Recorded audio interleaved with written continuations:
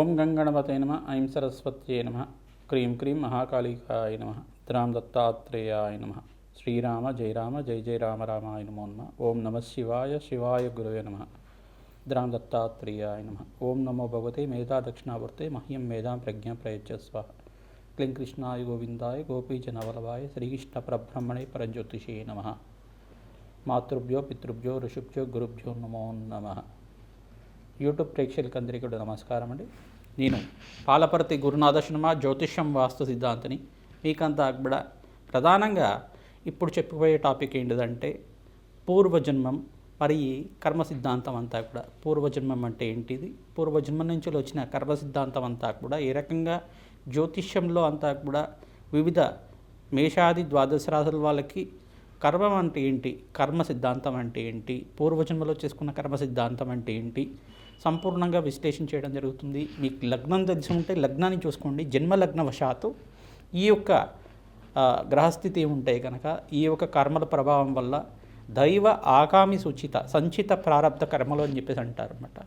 అంటే పూర్వజన్మలో చేసుకున్న కర్మశేషం కానీ ఈ జన్మలో అనుభవించాల్సిన కర్మం కానీ మనం చేసుకున్న కర్మలైనా కానీ అంటే పూర్వజన్మలో చేసుకున్న కర్మలైనా కానీ ప్రధానంగా ఎటువంటి కర్మలకంతా కూడా కర్మ సిద్ధాంతం ప్రకారంగా ప్రతి ఒక్క మానవుడంతా కూడా కర్మనంతా కూడా సంపూర్ణంగా అనుభవించి తీరాల్సిందే.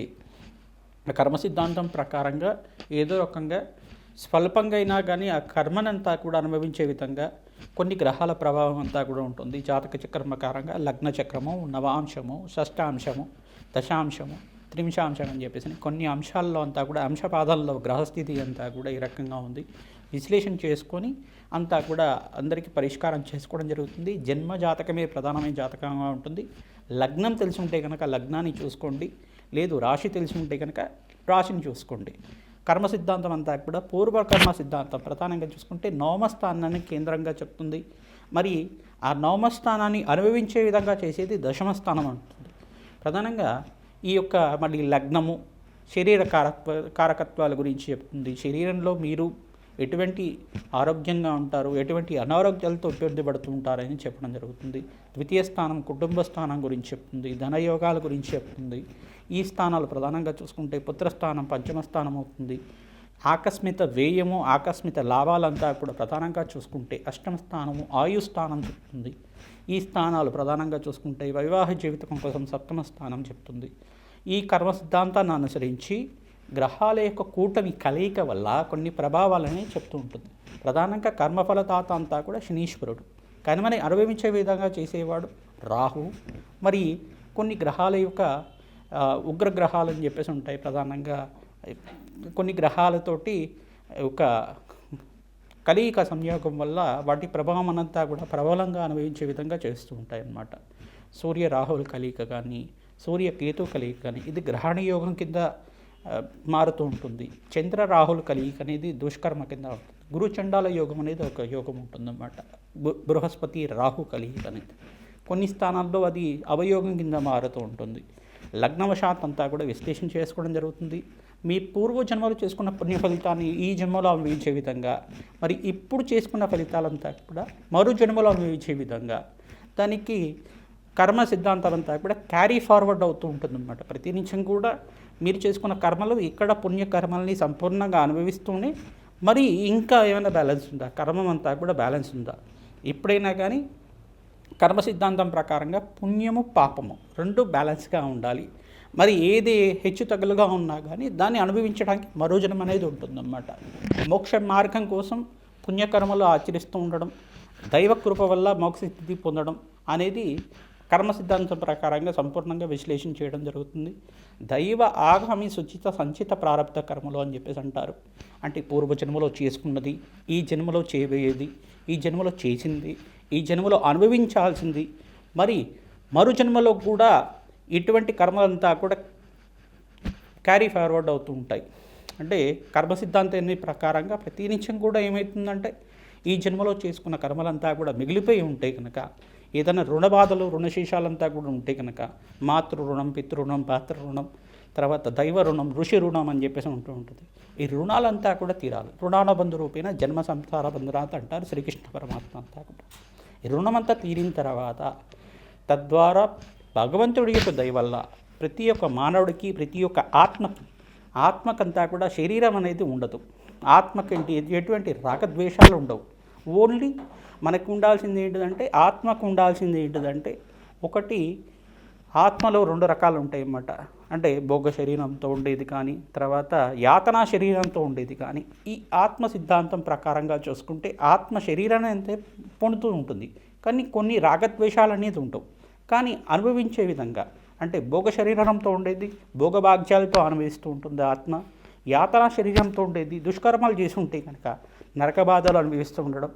ఇటువంటి ఇతిహాసం అంతా కూడా మనకి గరుడ పురాణంలో చెప్తూ ఉంటారు.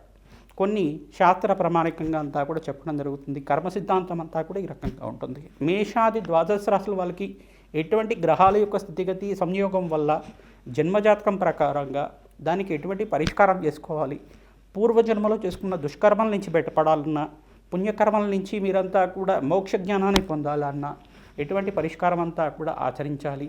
అష్టైశ్వర ప్రాప్తి కోసం కానీ, సత్సంతాన యోగం కోసం కానీ, ఆలస్య సంతానం అవుతున్నా, అనుకున్న పనులంతా కూడా నెరవేరకపోయినా, ఆలస్యం అవుతున్నా, ఆటంకాలు ఉంటున్నా కానీ, ఎటువంటి పనిలు అనుకుంటున్నా కానీ దాని ఆటంకాలు జరుగుతున్నా కానీ దీనికంతా కూడా పరిష్కారం చెప్పడం జరుగుతుంది. ఈ యొక్క కర్మ సిద్ధాంతం ఎపిసోడ్లో అంతా కూడా ప్రధానంగా ఈ యొక్క పూర్వజన్మ కర్మ సిద్ధాంతము మరియు ఈ యొక్క కర్మయోగం అనేది ఎటువంటి ప్రభావాలంతా కూడా చూస్తున్నాయి. గ్రహ యొక్క దోషాలంతా కూడా ఎటువంటి గ్రహాలకంతా కూడా పరిహారం చేసుకోవడం వల్ల రాజయోగం సిద్ధిస్తుంది. సంపూర్ణమైన ఆనందమైన జీవితం జీవించిన తర్వాత, అష్టైశ్వర ప్రాప్తితోటి ఆనందమైన జీవితం జీవించిన తర్వాత మోక్ష జ్ఞానం పొందే విధంగా ఎటువంటి పరిహారాలంతా కూడా ఆచరించాలి, ఎటువంటి కర్మల వల్ల ఎటువంటి కర్మలు వస్తున్నాయి అనేది క్లుప్తంగా విశ్లేషణ చేయడం జరుగుతుంది. కన్యారాశి, కన్యాలగ్న జాతకులు ప్రధానంగా చూసుకుంటే పూర్వజన్మ కర్మ సిద్ధాంతము, కర్మయోగాన్ని అంతా కూడా విశ్లేషణ చేయడం జరుగుతుంది. కర్మ సిద్ధాంతం ఏంటి, పూర్వజన్మ కర్మం అంటే ఏంటి అంతా కూడా చూసుకుంటే దైవ ఆగామి సూచిత సంచిత ప్రారంధ కర్మలు అని చెప్పేసి అంటారు. పూర్వజన్మలో చేసుకున్న ఆగామి కర్మలు, ఈ జన్మలో చేసుకున్న ప్రారంధ కర్మలు, మీరు అనుభవించాల్సిన ఈ యొక్క కర్మ సిద్ధాంతం ప్రకారంగా అంతా కూడా చెప్పడం జరుగుతుంది. ఈ యొక్క గరుడ పురాణం ప్రకారంగా సంపూర్ణ విశ్లేషణ చేయడం జరుగుతుంది. ప్రధానంగా చూసుకుంటే భగవంతుడి ఆరాధన చేయాలి. ఈ యొక్క రుణబాధలు కానీ, కర్మ సిద్ధాంతం ప్రకారం కానీ, ఈ యొక్క దుష్కర్మ ప్రభావం అంతా కూడా తీరడానికి, మీరు చేసుకున్న ఏమన్నా పూర్వజన్మలో చేసుకున్న కర్మ సిద్ధాంతం ప్రకారంగా సకల దోషాల నుంచి బయటపడడానికి భగవంతుడి ఆరాధన, ఇష్టదేవత ఆరాధన ఏదో ఒకటి ఉండాలి ఖచ్చితంగా. కులదేవత ఆరాధన చేసుకోవడం వల్ల రాజయోగం సిద్ధిస్తుంది, వంశాభివృద్ధి కలుగుతుంది, సంతానాలు లేని వారికి సంతాన యోగం సిద్ధిస్తుంది. కొంతమందికి ఈ యొక్క దుష్కర్మ ప్రభావం వల్ల ఆలస్యంగా సంతానం అవుతుండడం, ఆలస్యంగా వివాహాలు అవుతుండడం, వంశాభివృద్ధి కొంచెం ఆలస్యంగా అవుతుండడం, ఫైనాన్షియల్ డిస్ప్యూట్స్ అనేది జరుగుతూ ఉండడం, ఫైనాన్షియల్ గ్రోత్ లేకపోవడం, అంటే ఆర్థికంగా మీకు ఒడిదుడుకులని చూస్తూ ఉంటారు, ఆర్థికంగా నష్టపోతూ ఉంటారు కొంతమంది. ఈ యొక్క దుష్కర్మ ప్రభావం అంతా కూడా చూసుకుంటే రాజయోగ కారణానికి ఈ ప్రధానంగా లగ్నం తెలిసి ఉంటే కనుక కన్యారాశి, కన్యాలగ్న జాతకులు లగ్నం తెలిసి ఉంటే జన్మజాతకం ప్రకారంగా లగ్నం ఏంటో అది చూసుకోండి. లేదంటే కనుక కన్యాలగ్న జాతకులు ఈ యొక్క కన్యారాశి జాతకాన్ని కానీ, కన్యారాశి అంటే రాశిని చూసుకోండి. అయితే కనుక ఇక్కడ ప్రధానంగా మీకు లగ్నవశాత్తు సప్తమ స్థానాధిపతి ఏ రకంగా ఉన్నారు, పంచమ స్థానాధిపతి ఏ గ్రహాలతో కలిసి ఉన్నారు, పంచమంలో కనుక ఇక్కడ మకర రాశి అవుతుంది. ప్రధానంగా చూసుకుంటే మకర రాశిలో కనుక శని రాహుల కలయిక కానీ, లేదు కుజ రాహుల కలయిక కానీ, కుజ కేతువుల కలయిక కానీ, కొన్ని దుష్ప్రభావాల వల్ల ఈ యొక్క మ్యారిటల్ డిస్ప్యూట్స్ అనేవి జరుగుతూ ఉండడం, గొడవలు జరుగుతూ ఉండడం, ఇట్లాంటి దుష్ప్రభావం జరుగుతుంటాయి. గ్రహ కారకత్వాలు ఏదన్నా జీవిత విధానం అంతా కూడా గ్రహాల యొక్క స్థితిగతి వాడి సంయోగం వల్లే జరుగుతూ ఉంటుంది. అది కూడా కాకుండా మీరు చేసుకున్న కొన్ని కర్మ ప్రభావం వల్ల కూడా జరుగుతూ ఉంటుంది. అందుకని ఇంత విశ్లేషణ చేయడం జరుగుతుంది. ప్రధానంగా ఈ యొక్క లగ్న చక్రము నవాంశము, షష్టాంశము, త్రింశాంశము, షోడశాంశం అని దశలు ఉంటాయి అన్నమాట. ఈ దశల్లో గనక గ్రహస్థితి గనక ఏ రకంగా ఉంది, లగ్న చక్ర ప్రకారంగా చూసుకుంటే ఆరూఢ లగ్నంలో ఏ రకంగా ఉంది, దత్తనాడి ప్రకారంగా ఏ రకంగా ఉంది, నాడి జ్యోతిష ప్రకారంగా మీకంతా కూడా సంపూర్ణంగా విశ్లేషణ చేసి జాతకం అంతా కూడా చెప్పడం జరుగుతుంది. ప్రధానంగా ఈ దుష్కర్మల నుంచి బయటపడడానికి, జన్మాంతరమైన ఈ కర్మ ప్రభావం నుంచి బయటపడడానికి భగవంతుడి ఆరాధన చేస్తూ ఉండాలి.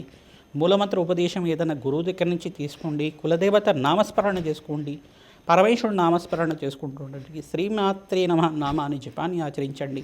దత్తాత్రేయాయ స్మరణమాత్రేణ సంతుష్టాయ నమః. ఓం దత్తాత్రేయాయ స్మరణమాత్రేణ సంతుష్టాయ నమః. ఓం దత్తాత్రేయాయ స్మరణమాత్రేణ సంతుష్టాయ నమః. నామాన్ని జపాన్ని ఆచరిస్తూ ఉండండి, రాజయోగం సిద్ధిస్తుంది. గోమాత సేవ చేయండి. దేవాలయ ప్రాంగణంలో భక్తులకంతా కూడా అన్నదానం చేయండి. అష్టైశ్వర ప్రాప్తి కలుగుతుంది. పరమేశ్వరుడు ప్రీతికరంగా దానిమ్మ పళ్ళ రసంతో, ఆవు పాలతోటి మరియు ఈ యొక్క చెరుకు రసంతో అభిషేకం చేయించడం వల్ల, అన్నాభిషేకం చేయించడం వల్ల సకల రుణబాధల నుంచి విముక్తి కలుగుతుంది. అష్టైశ్వర ప్రాప్తి కలుగుతుంది. రాజయోగం సిద్ధిస్తుంది. శ్రీమాత్